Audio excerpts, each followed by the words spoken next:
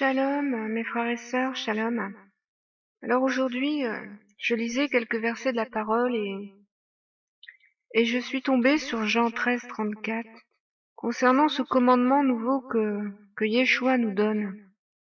Il a dit, « Aimez-vous les uns les autres comme je vous ai aimés. Vous aussi, aimez-vous les uns les autres. » Lorsque j'ai lu ce verset, l'Esprit Saint a appuyé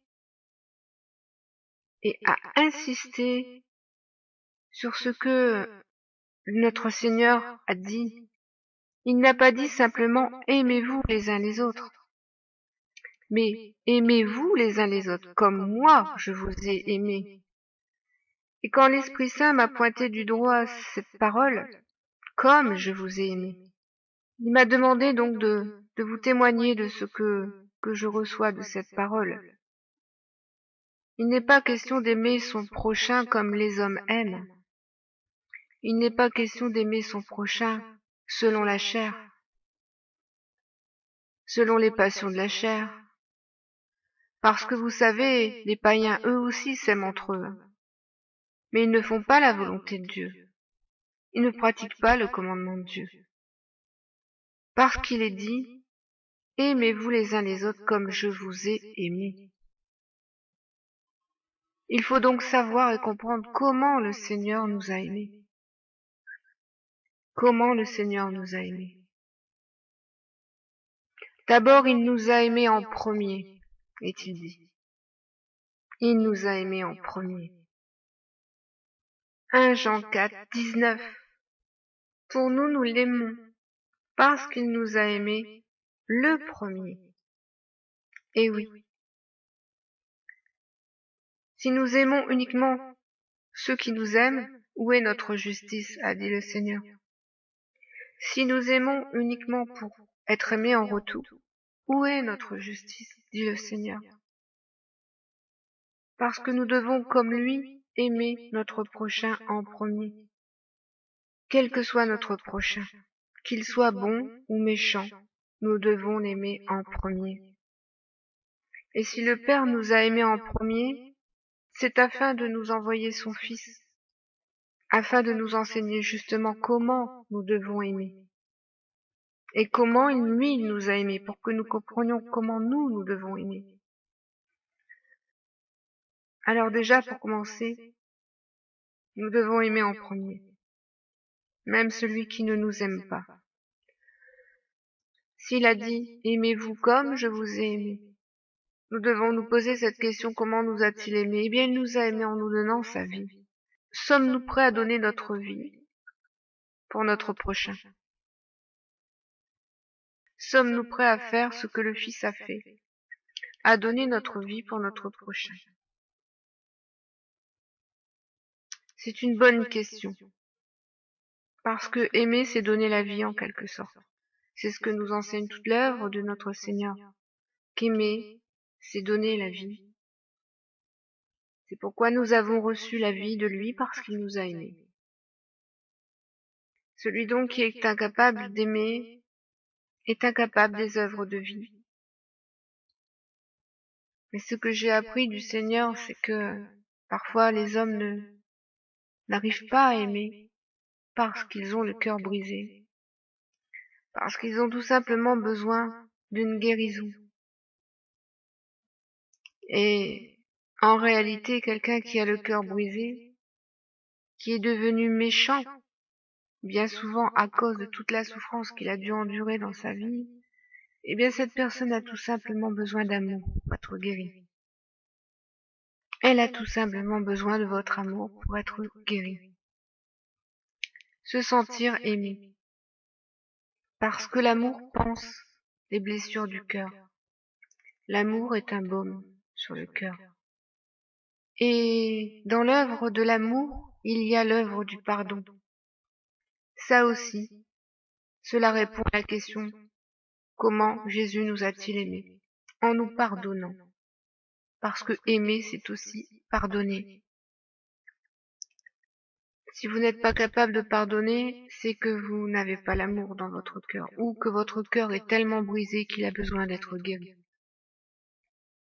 Mais dans tous les cas, c'est toujours l'amour qui est le premier commandement. C'est pour cela que l'amour est bien le commandement royal de notre Seigneur. Mais attention, l'amour ne résume pas la parole de Dieu. L'amour accomplit cette parole, mais elle ne la résume pas. Il ne faut pas tout résumer à un seul verset, car cela serait beaucoup trop dangereux par rapport à tout enseignement que nous avons reçu. Mais il faut justement que notre amour confirme tous les versets qui nous ont été donnés comme enseignement, aussi bien de la part du Père que de la part de Jésus, le Yeshua. C'est le témoignage de ce que j'ai reçu du Seigneur en lisant sa parole, que je partage avec vous aujourd'hui. Aimez-vous les uns les autres. Je sais que le Seigneur nous a aimés en se faisant notre serviteur, alors qu'il venait du sein de Dieu, qu'il était de nature divine. Il s'est mis à notre rang de serviteur, il s'est abaissé pour nous aimer. Parce que servir, c'est aimer. Ça aussi, c'est ce que j'ai compris du Seigneur. Celui qui sait aimer Dieu, c'est le servir. Celui qui sait aimer son prochain, c'est le servir.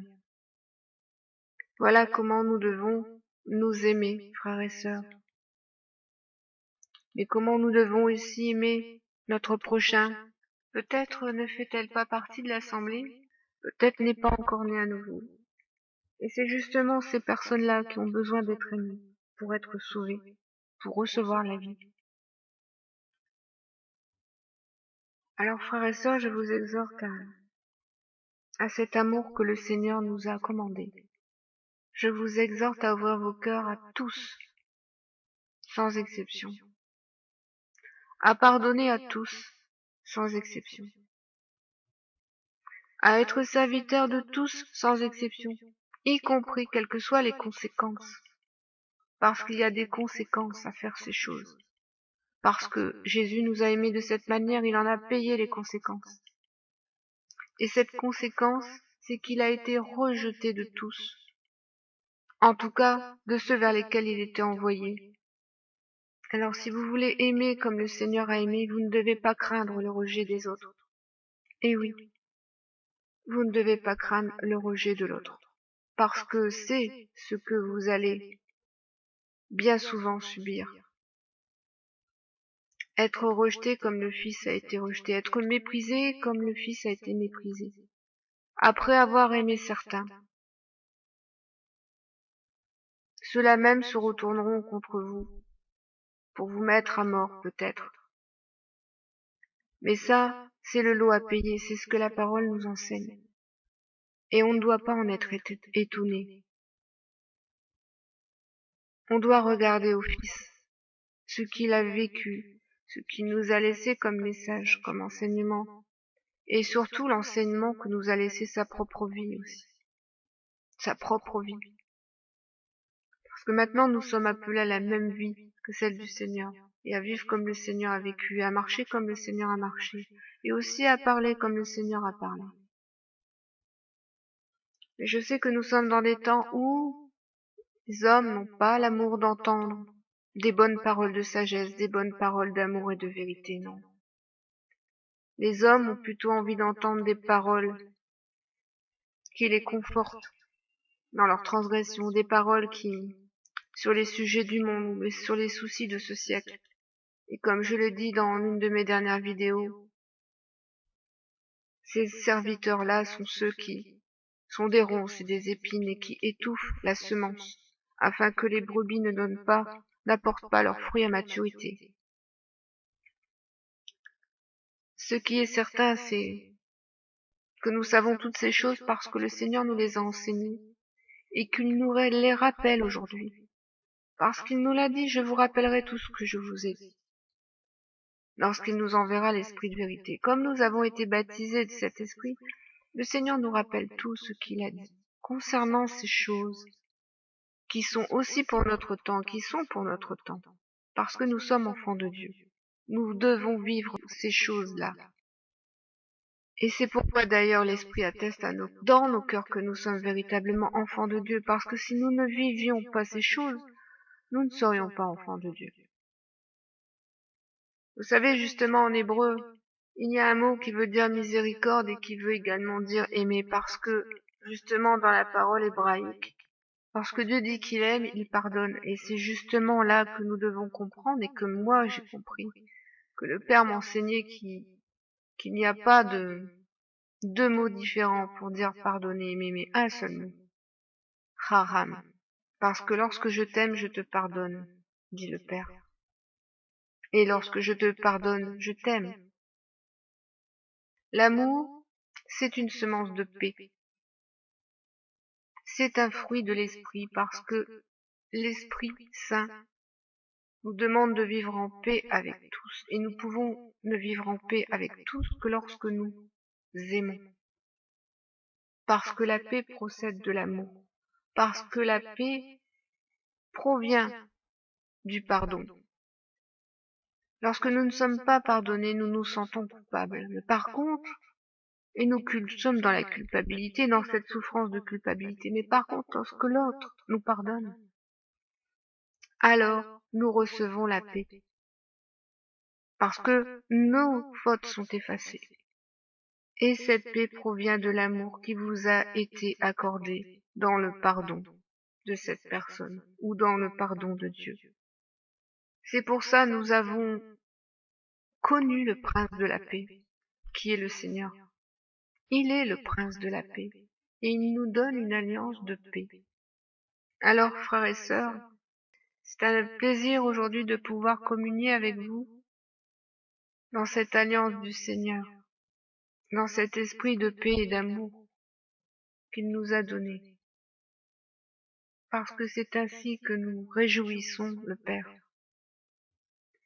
C'est ainsi que nous réjouissons notre Dieu. Soyez abondamment bénis.